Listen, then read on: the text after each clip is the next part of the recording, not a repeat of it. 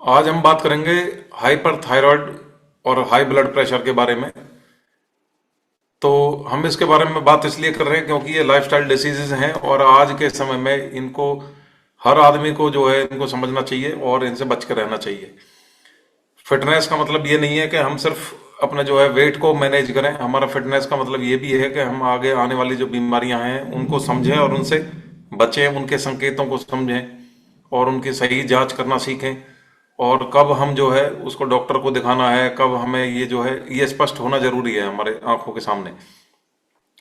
तो इसलिए हमें इनको समझना बहुत जरूरी है। हाइपर थायराइडिज्म जो होता है इसके बारे में बहुत लोगों ने सुना होगा। थायराइड बढ़ चुका है, कहा जाता है कि थायराइड बढ़ गया है या घट गया है। तो इसी को हाइपर थायराइडिज्म कह देते हैं जब बढ़ जाता है। तो हाइपर का मतलब हो गया ज्यादा और हाइपो हो गया कम। तो हाइपर थायराइडिज्म जो है वो शरीर को एक तरह से फास्टिंग मोड में डालता है। फास्टिंग वो वाला फास्टिंग नहीं जो भूख वाला फास्टिंग होता है, यानी हर चीज फास्ट होनी स्टार्ट हो जाती है। यानी जैसे दिल है उसकी धड़कन बहुत तेजी से बढ़ जाती है और पंपिंग बहुत तेजी से हो रही होती है। तो जो दिल की जो पंपिंग हो रही होती है उसमें दो तरह की पंपिंग होती है। एक आपने देखा होगा जो ब्लड प्रेशर जब कभी बताते हैं तो 120/80 जो ऊपर वाला है वो ऊपर वाला दिखाता है यानी सिस्टोलिक। और एक जो है दूसरा बताते हैं जो डायस्टोलिक होता है। तो कई बार आपने देखा होगा वो जो सिस्टोलिक प्रेशर है वो बहुत ज्यादा ऊंचा दिख जाता है और उससे ऐसा लगता है कि 180, 190, 200, तो कि भाई कोई बड़ी आफत आने वाली है। तो इनको हमें समझना पड़ेगा क्या इनके साथ हमारे कौन कौन से स्ट्रोक और कौन कौन सी परेशानियां और जो होती हैं जो वो जुड़ी हुई हैं, कैसे जुड़ी हुई हैं। अगर ये अनकंट्रोल्ड हो जाती है हार्ट बीट तो हमें कौन से रिस्क बढ़ जाते हैं। तो ये सारी चीजें हमें समझनी है। हाई ब्लड प्रेशर को समझते हैं, आसान भाषा में समझते हैं कि है क्या। ये जो खून है हमारी बॉडी में ये उसका दबाव है, उसी को हाई ब्लड प्रेशर या ब्लड प्रेशर उसी को कहते हैं। जो हमारे ब्लड प्रेशर जो है हमारी बॉडी में ब्लड का जो प्रेशर है तो उसमें दो हैं। ऊपर वाला जो बताया मैंने सिस्टोलिक और नीचे वाला डायस्टोलिक।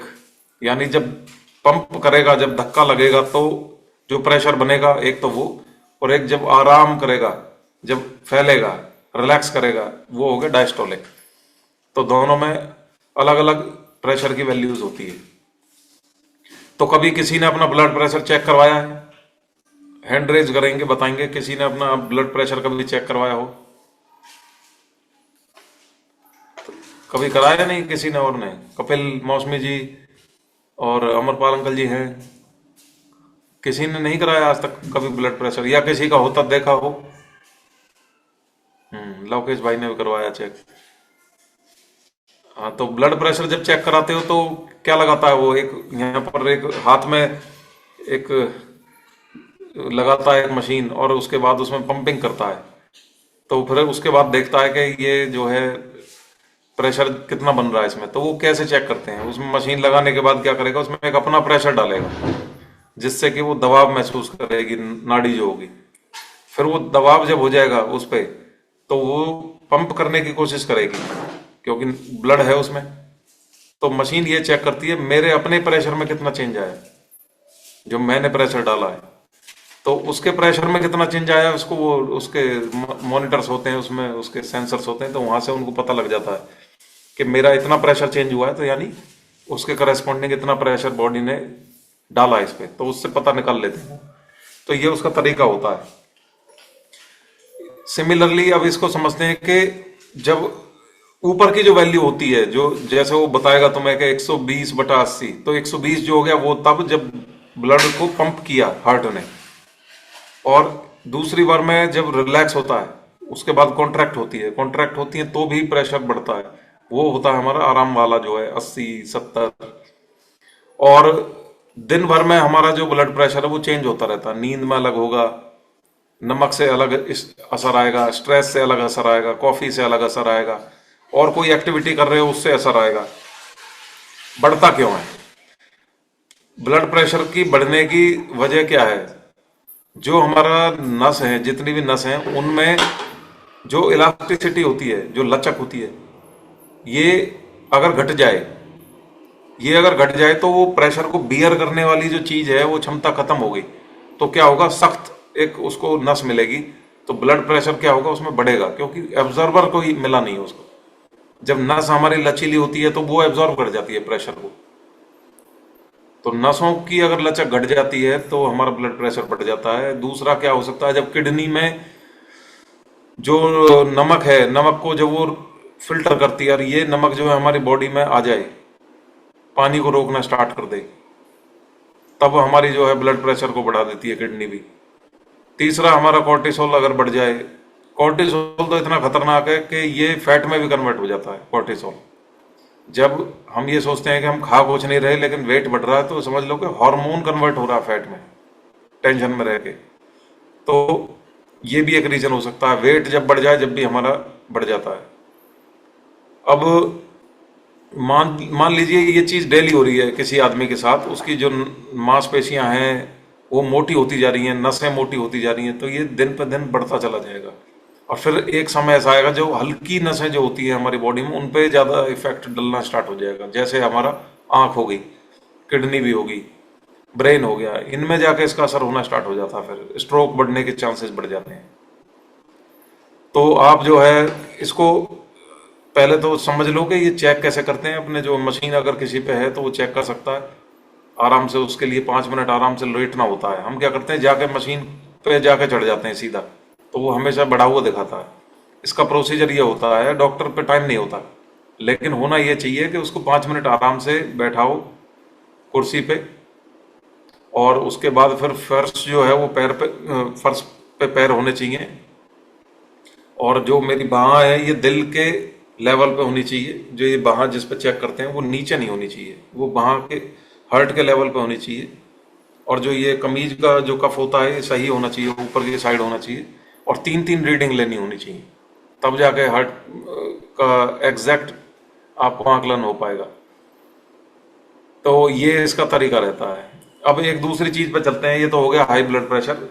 एक हाइपरथायराइडिज्म है, जिसको आसान भाषा में समझे तो थायराइड जो ग्लैंड है हमारी बॉडी में, ये क्या करता है, ये एनर्जी को कंट्रोल करता है और हार्ट के रेट को कंट्रोल करेगा। ब्लड के प्रेशर को नहीं, सॉरी, जो हमारे टेम्परेचर को कंट्रोल करेगा। अब टेम्परेचर हो गया, हार्ट का रेट हो गया, और एनर्जी होगी, ये 3 चीजों को कंट्रोल कर रहा है।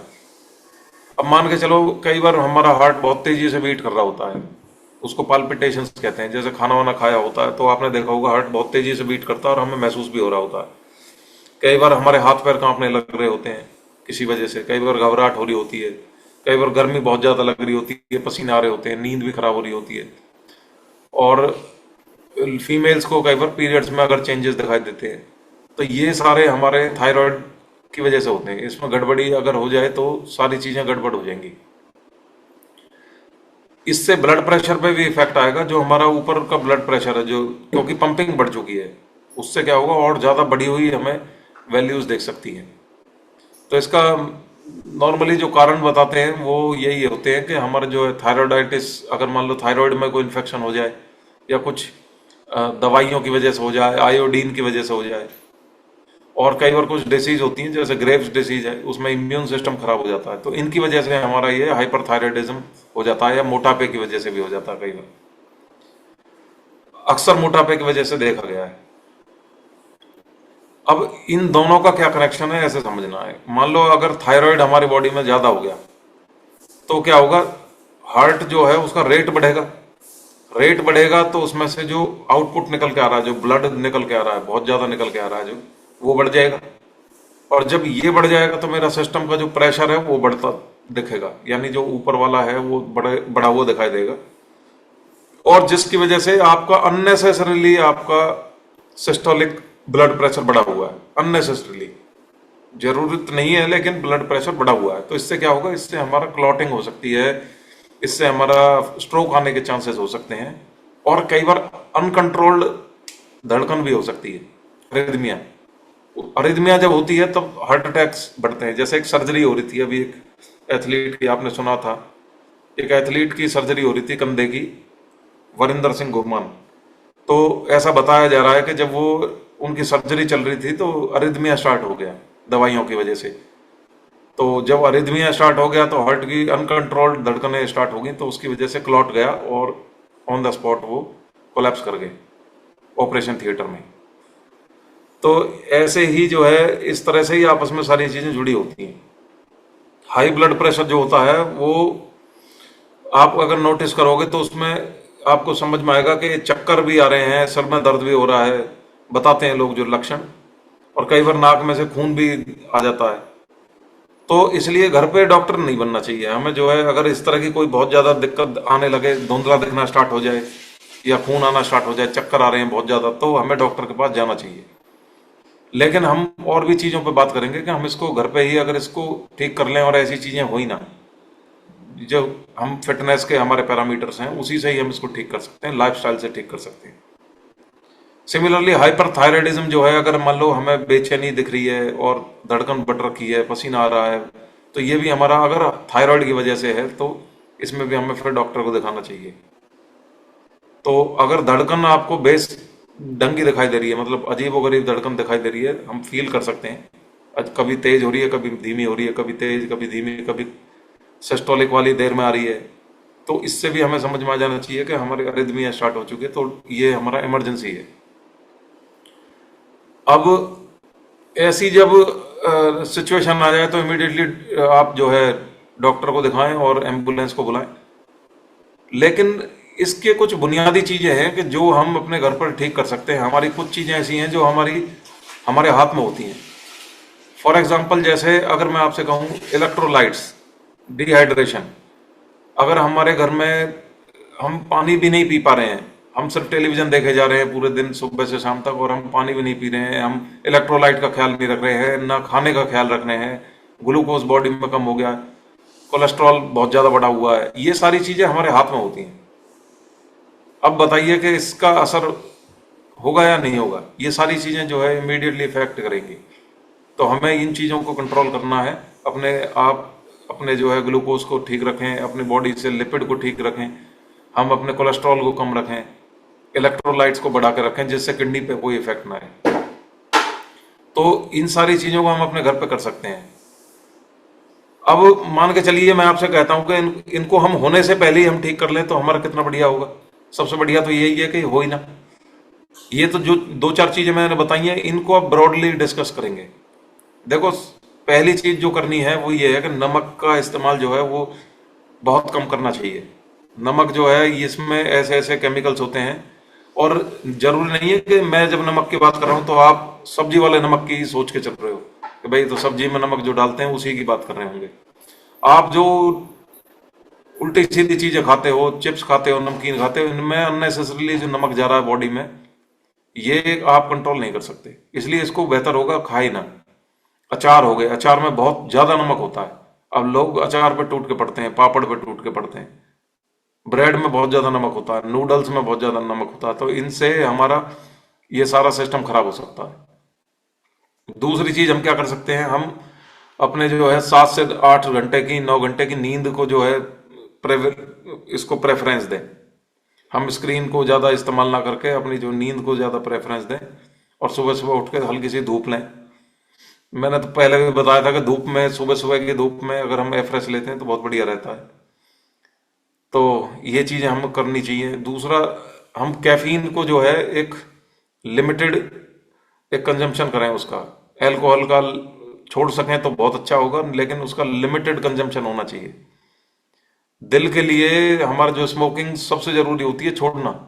अगर स्मोकिंग कर रहा है आदमी तो नसें जो टाइट होती हैं वो बहुत तेजी से टाइट होती हैं, और उनका ब्लड प्रेशर हमेशा बड़ा मिलेगा जो स्मोकर्स होते हैं।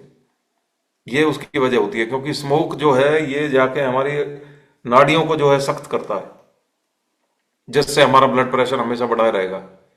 अगली चीज हम कर सकते हैं वो ये कि हम एक्टिविटीज करने से हम कर सकते हैं एक्टिविटीज जिससे हमारा जो है पूरा सिस्टम ठीक हो सकता है, लचीली हो सकती है नसें, और एक पैटर्न बन जाता है हार्ट का। उसको पता रहता है हार्ट की मसल्स को कि कब हमारे पास एफर्ट लगाने हैं, कब इसको जो है रिलीज करना है एफर्ट को।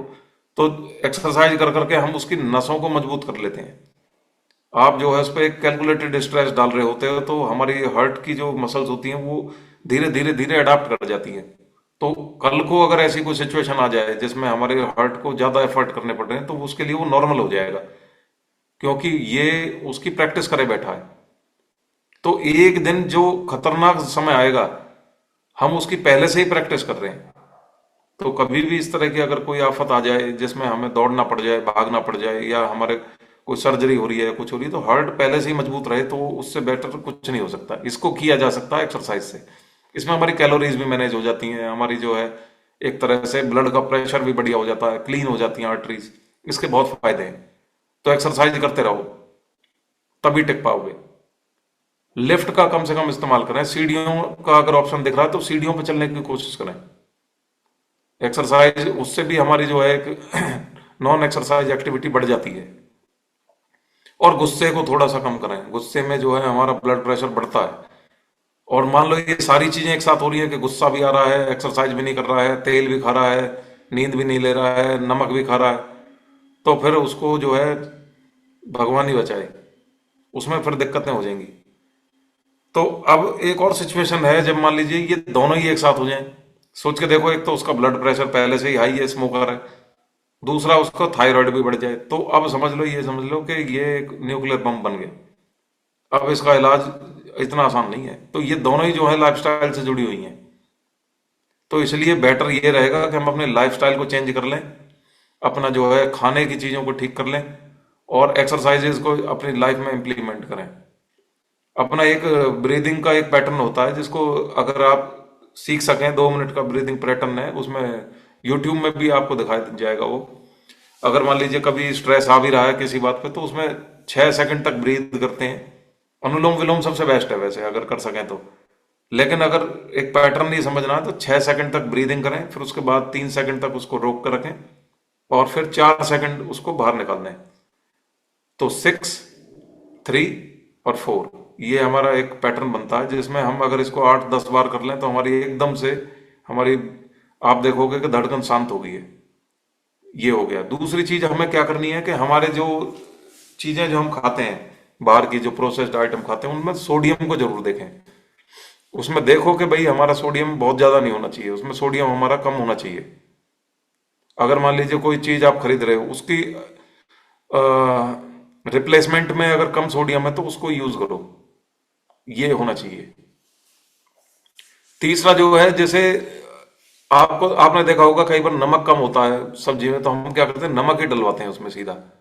हम क्या कर सकते हैं उसका, हम और भी ऑल्टरनेटिव ढूंढ सकते हैं कि जैसे नींबू का हम इस्तेमाल कर लें, और कोई हर्ब्स है, लहसुन का इस्तेमाल कर सकते हैं, या जीरा भुना हुआ जो होता है उसका इस्तेमाल कर सकते हैं। तो उससे वो स्वाद भी आ जाएगा और नमक भी नहीं लेना पड़ेगा। और अगर लेना ही पड़ जाए तो हमें रॉक सॉल्ट यूज करना चाहिए। फिर देखो, एक बार ब्लड प्रेशर की अगर दवाई अगर स्टार्ट हो जाती है, तो कोई मेरे मिलने वाले थे, उनकी शुरू हो चुकी है। वो ये पूछ रहे थे डॉक्टर से कि अगर इसको हम एक बार शुरू कर देते हैं, क्या ये बंद कर सकते हैं बीच में? तो डॉक्टर ने उसको कहा था बंद नहीं कर सकते ब्लड प्रेशर की दवाई को। और बंद करेंगे भी तो फिर वो ऐसे बंद होती है कि पहले डोज कम होगी, फिर और कम होगी, फिर और कम होगी, फंस गए मतलब उसमें, वो एक बार घुस गए तो। ये बहुत बड़ी जो है दिक्कत है। और सोच के देखो, जो आदमी दवाई के भरोसे अगर जिंदगी काटने लग जाए तो कैसे चलेगा काम? अगर वो दवाई नहीं लेगा तो उसको आने की दिक्कत है, उसकी जो क्लॉट आता है ब्रेन में, उसकी उसकी शिकायत बन सकती है। ऐसे भी बहुत लोग हैं हमारे, मेरे मिलने वाले हैं, जिनको ब्लड प्रेशर की दवाई छोड़ दी और वो महीने भर में ही एक्सपायर कर गए। हमारे मिलने वाले मलिक साहब हैं, 45-48 साल की उम्र में ही ब्लड प्रेशर की दवाई छोड़ते ही खत्म हो गए। क्योंकि वो डॉक्टर ने बताई है दवाई लेनी है तो फिर लेनी है, फंसे रहते हैं उसमें आदमी। और एक मिथ भी है इसका कि भाई अगर मान लो थायराइड किसी को हो जाए तो वजन जो है बहुत तेजी से बढ़ेगा। लेकिन क्या है कि जब थायराइड चेंज होता है बॉडी में, तो भूख भी चेंज होती है। कई बार भूख बढ़ जाती है, कई बार भूख घट जाती है। तो जब थायराइड की प्रॉब्लम होती है तो दोनों ही चीजें हो सकती हैं, वजन बढ़ भी सकता है, घट भी सकता है। तो किसी का अगर वजन बढ़ा हुआ दिख रहा है तो ये जरूरी नहीं है कि उसका थायराइड का ही प्रॉब्लम हो सकती है। हो सकता है कोई और भी वजह हो, उसकी कोर्टिसोल बहुत ज्यादा हो उसकी बॉडी में, या जेनेटिकली उसका जो है डिसऑर्डर हो गई। तो ये सारी चीजें होती हैं। और एक और है कि ब्लड प्रेशर जो है खाली गुस्से में बढ़ता है। हमारे तो कहावत भी है कि क्यों ब्लड प्रेशर को बढ़ा रहे हो, गुस्से में कहते हैं। तो ये खाली गुस्से से नहीं बढ़ रहा है। गुस्सा अगर आदमी नहीं कर रहा है तो जरूरी नहीं है कि उसका ब्लड प्रेशर नहीं बढ़ेगा। उसका नमक भी एक रीजन हो सकता है वेट भी उसका रीजन हो सकता है। अगर वेट बहुत ज्यादा है तो बॉडी को ज्यादा पंपिंग करनी पड़ रही है। अगर कोई आदमी की बॉडी 70 किलो की है, उसका हार्ट 70 किलो के लिए डिजाइंड है, अचानक से इसने 6 महीने में वजन बढ़ा के 100 किलो कर लिया, धड़ाधड़ खा खा के, तो हार्ट तो अभी अडाप्ट नहीं कर पाएगा इतनी जल्दी। अब उसको 70 किलो की पंपिंग छोड़ के अब उसको 100 किलो की पंपिंग करनी है। हर क्योंकि हार्ट तो हर जगह पहुंचाएगा ब्लड को। अब जितना ज्यादा उसको जोर लगाना पड़ रहा है तो उतना ही क्या होगा, नसें उतनी ज्यादा जो है बियर करेंगी, तो नसों में हमारा प्रेशर बढ़ेगा। तो इस तरीके से ये भी एक कारण हो सकता है जो हमारे ब्लड प्रेशर को बढ़ाता है। अभी इसके कोई खास कारण नहीं समझ पाया है कोई कि भाई है क्या, वजह क्या है, कैसे हो रहा है। इतना पता है कि नमक से हो रहा है, इससे हो रहा है, उससे हो रहा है, स्ट्रेस से हो रहा है, लेकिन मॉलिक्यूलर लेवल पे हो क्या रहा है, सेल लेवल पे हो क्या रहा है, ये बहुत ही मतलब अभी भी पेचीदा है बहुत ही ब्लड प्रेशर का। तो हम जो बुनियादी चीजों पे जो हैं, जो हमारे रख रखाव हैं, हम इनको कर सकते हैं, इनको ठीक रख सकते हैं। फिर आता है न्यूट्रिशन। न्यूट्रिशन की बहुत अहमियत है फिटनेस में, और खास तौर से जो हमारे हार्ट की हेल्थ है इसमें न्यूट्रिशन की बहुत अहमियत है। न्यूट्रिशन हर चीज की जरूरत को पूरी करता है। हमारी बॉडी में कोई भी चीज हो, कैसी भी चीज हो, सबको न्यूट्रिशन चाहिए। चाहे वो स्किन है, चाहे बाल है, चाहे दांत है, आंख है, हार्ट है। तो ये जो न्यूट्रिशन है आ कहाँ से रहा है, हमें इसके सोर्सेज को समझने की जरूरत है। हम जो न्यूट्रिशन खा रहे हैं ये आ कहाँ से रहा है, हमारी सब्जियों से, रोटियों से। अब इतना पेस्टिसाइड अगर इस्तेमाल करा जाए तो सारा न्यूट्रिशन किल हो जाता है। और दूसरा, एक जब हम एक 100 डिग्री से ऊपर किसी चीज को उबाल रहे हैं, दाल को अगर इतना ज्यादा हम गर्म करके उबाल रहे हैं तो उसका न्यूट्रिशन कहाँ से उसमें बचेगा। अगर उसकी एफिशिएंसी 75 थी, 70 थी, वैसे ही जो है आजकल पानी गंदा इस्तेमाल करते हैं नहरों का, तो उसके जो टॉक्सिफाइड हो चुकी हैं, उसके बाद फिर उसका गर्म करके हम उसका न्यूट्रिशन वैल्यू को 20%, 25%, 5%, 10% पे ले आ रहे हैं। तो क्या इससे हमारा न्यूट्रिशन पूरा हो पाएगा? क्या इससे हमारे जो है बॉडी की जो वाइटामिन्स हैं, जो बॉडी की रिक्वायरमेंट हैं, जो बायोटीन है, अमीनो एसिड का पूल है, और जो हमारे फैटी एसिड्स का पूल है, ये पूरा हो पाएगा? ये नहीं हो पाएगा पूरा। ऐसी बहुत चीजें हैं जो हमारे किसी भी डाइट में नहीं है। ऐसी बहुत चीजें हैं, मैं आपको एग्जांपल के तौर पर बताऊं, ओमेगा 3 है, ये किसी भी डाइट में नहीं है। ढूंढते रह जाओगे, इसका सोर्स नहीं मिलेगा। ओमेगा 3 का सोर्स मिलेगा किसमें? आपको मिलेगा इसमें, वॉलनट्स में, अखरोट में। अब सोचो हम कितना अखरोट खा रहे हैं डेली, हम कितनी मछलियां खा रहे हैं डेली, नहीं खा रहे। तो कहाँ से आए ये फिर? चाहिए तो है बॉडी को, अब कहाँ से आएगा ये न्यूट्रिशन? अब हार्ट की हेल्थ के लिए जो हम बात कर रहे हैं, ब्लड प्रेशर की, इसके लिए हमारा ओमेगा 3 होना बहुत जरूरी है। ब्रेन की हेल्थ के लिए ओमेगा 3 होना बहुत जरूरी है। ओमेगा 3 मिलता है सालमन मछली से, चिया सीड से, अखरोट से। अब कहाँ से अखरोट खाए आदमी? अब मैंने तो कोई आदमी नॉर्मली देखा नहीं है कि जो अखरोट उसकी डाइट में हो। जो ड्यूटी पे जाने वाला आदमी होगा, रेल में बैठ के जा रहा है, सोच के देखो अखरोट खाने का ध्यान रहेगा उसको? कहाँ, किसको ध्यान रहेगा? अब वो कहाँ से लाए ओमेगा 3? यहां दिक्कत आती है। हम बैठे बैठे हमें ऐसा लगता है कि भाई सब सही चल रहा है, बहुत बढ़िया चल रहा है, लेकिन अंदर ही अंदर बहुत युद्ध लड़ रही है बॉडी। वो डेली जो है ये लड़ाई चल रही है, बहुत जोर से चीख चीख कर चिल्ला रही है, भैया लाओ ओमेगा 3 लाओ। हम उसको दबा रहे हैं, दबा रहे हैं, बस ये सोच के यार इसकी कौन सी आफत आ रही है, क्या जरूरत पड़ रही है, कौन सा कोई मर गया, आज तक तो मरे नहीं, अब कैसे मर जाएंगे, हम ये सोचते हैं। लेकिन जिस दिन मरना शुरू हो जाते हैं उस दिन फिर, अरे आज बचा ले भगवान कैसे, आज डॉक्टर बचा ले कैसे। तो भाई ये कोटा पहले ही पूरा कर लेना, ये ओमेगा 3 जो पहले से ही शुरुआत कर लो। इसके इतने बेनिफिट्स हैं मैं आपको बता नहीं सकता, और इसके सोर्सेज नहीं है। ये कुदरत ने, ये सोने पे लोग जो है टूट के पड़ रहे हैं कि सोना लाओ, सोना खरीदो, सोना नहीं मिलता। ये बॉडी में जो हमारी बॉडी की डिमांड कर रही है ये भी सोने की तरह है। इसको ढूंढो सबसे पहले तो, ये सुनार कहीं नहीं मिलता, ये हमारे न्यूट्रिशन में मिलेगा। तो वहां से सोना कलेक्ट करो और इसको देना स्टार्ट करो, ओमेगा 3 को देना स्टार्ट करो। ब्रेन कहाँ से काम करेगा? देखो, हार्ट जो है, जिस दिन बच्चा पैदा होता है, पैदा भी नहीं होता, जिस दिन बनना स्टार्ट होता है, तो सबसे पहले धड़कन डिटेक्ट करता है डॉक्टर। और जिस दिन मरता है तो वो हार्ट बीट से ही डिसाइड करता है कि हाँ जी अब ये फ्लैट लाइन होगी, ये मर गया। ये ऐसी चीज है जो तब से चल रही है और तब तक चल रही है, 1 सेकंड के लिए नहीं रुकती। अगर ये रुक जाए ना तो आंख बाहर आ जाएंगी। ये रुकनी नहीं चाहिए। अब सोच के देखो, जो ऐसी मोटर है जिसको 24 घंटे चलाई जा रहे हो और इस मोटर पे ही सब कुछ डिपेंड हो, तो भाई मोटर की क्लीनिंग, मोटर की जो है वार्निशिंग, मोटर को जो है बैरिंग की लुब्रिकेशन, ये सब करनी पड़ेंगी कि नहीं करनी पड़ेंगी? तो इस हार्ट को जो बुनियादी चीजें चाहिए उनको हमें पहले से ही सप्लाई रखनी चाहिए। हम इस पे लोड डाले जा रहे हैं, लोड डाले जा रहे हैं। कहां से? स्ट्रेस ले ले गए। छोटी सी कोई बात होती है, झगड़ा तुम्हारा हो रहा है, पेन ले रहा है तुम्हारा हार्ट, लड़ाई तुम्हारी चल रही है, गुस्सा तुम्हारा चल रहा है तुम्हारी घरवाली के साथ, और हार्ट को आफत आ रखी है, उसकी पंपिंग बढ़ी हुई है। तो भाई वो ठीक है, तुम्हारा साथ दे रहा है, लेकिन तुम्हें भी इसका ख्याल रखना है। तो न्यूट्रिशन में अपने में देखो, ओमेगा 3 है या नहीं है?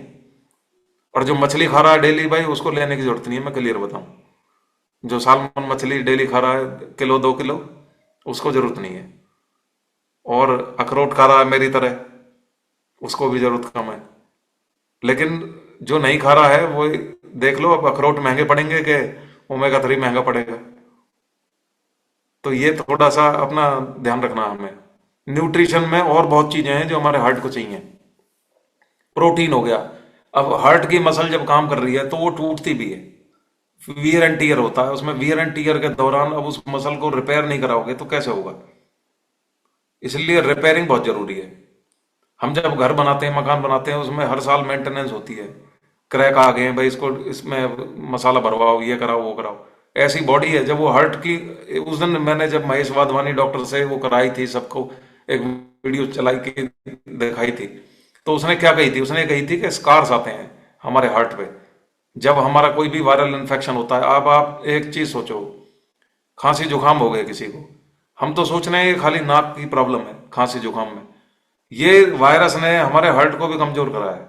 ये हार्ट पे इफेक्ट डालता है। अब हार्ट की जो लेयर होती है, जो वॉल होती है, इस पे स्कारिंग होती है, माइक्रो स्कारिंग। बहुत छोटे लेवल पे स्कार बन जाते हैं हार्ट पे। स्कार का मतलब दाग, निशान। अब ये निशान जो है, इनकी रिपेयरिंग नहीं करोगे आप, तो वो निशान परमानेंट पड़ा रहेगा। फिर अगला जुकाम होगा, फिर अगला एक और स्कार आएगा। तो जितने वायरल इन्फेक्शन हम जूझ रहे हैं, जिनसे जितने हम परेशान हो रहे हैं, जितने हम बीमार हो रहे हैं, ये हमारे हार्ट को उतना कमजोर करता जा रहा है। तो इसकी रिपेयरिंग के लिए इसका न्यूट्रिशन चाहिए। इसमें हमारा प्रोटीन हो गया। प्रोटीन तो हर चीज के लिए चाहिए, एक्सरसाइज, प्रोटीन, और हमारा जो है स्ट्रेस का ना लेना, नींद का ढंग से लेना, और जो है खुश रहना, और न्यूट्रिशन को साथ साथ ये वाला जो एक्स्ट्रा न्यूट्रिशन है। एक तो हो गया ये न्यूट्रिशन जो हमारा नॉर्मली चाहिए, कार्बोहाइड्रेट, प्रोटीन, फैट। कुछ ऐसे मल्टी वाइटामिन में जो हमारे नहीं मिल पाते हैं, जैसे कैराटीन हो गया, बायोटीन हो गया, ये कुछ एसेंशियल न्यूट्रिशन हो गए जो हमें बाहर से लेने ही पड़ेंगे, नहीं तो ये दिक्कत करेगी। उसमें ओमेगा 3 हमारा सबसे ऊपर होता है। और इसके अलावा पोटेशियम, जिंक।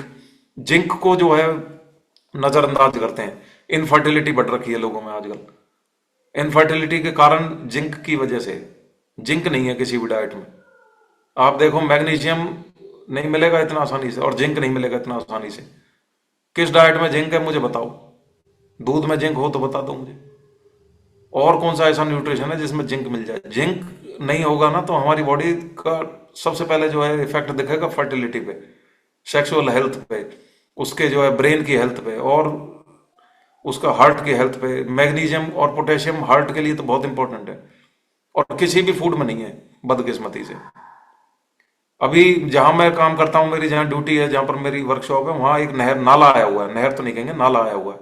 उन नाले का पानी खोल खोल के उसमें खेतों में पानी लगा रहे हैं। उसमें कहाँ जिंक आएगा? कौन सा मैग्नीशियम आ रहा होगा? मैग्नीशियम आ रहा होगा फैक्ट्रियों का निकल निकल के मैग्नीशियम। तो उससे सींच रहे हैं उसको, क्योंकि उनकी भी दिक्कत है कि वो क्या करे, पानी का जो है लेवल, वाटर टेबल इतना नीचे जा चुका है। तो जो खा रहे हैं ये गड़बड़ है। अब ऐसा भी समय आ सकता है, बता रहा हूं मैं आपको, कि हम जो बाहर से सामान ला रहे हैं ना, इसमें भी हम उंगली उठाएं कि भाई यार ये तो कैंसर कर रही है। और होने लगी हैं ऐसी चीजें। ऐसे शहर डेवलप हो चुके हैं जिन शहरों में अंधाधुंध जो कैंसर के मरीज पैदा हो रहे हैं, कि वहां का जो है जियो सिस्टम ही इस तरह का है कि वहां सिंचाई ही इसी नहर से हो रही है, तो यहाँ केमिकल की वजह से हो रहा है। हम एमपी का गेहूं क्यों खाते हैं? अगर ध्यान से सोचें तो एमपी का गेहूं बड़ा फेमस है। एमपी का गेहूं इसलिए फेमस है कि वहां इतनी फैक्ट्रीज अभी लगी नहीं है, बचा हुआ है।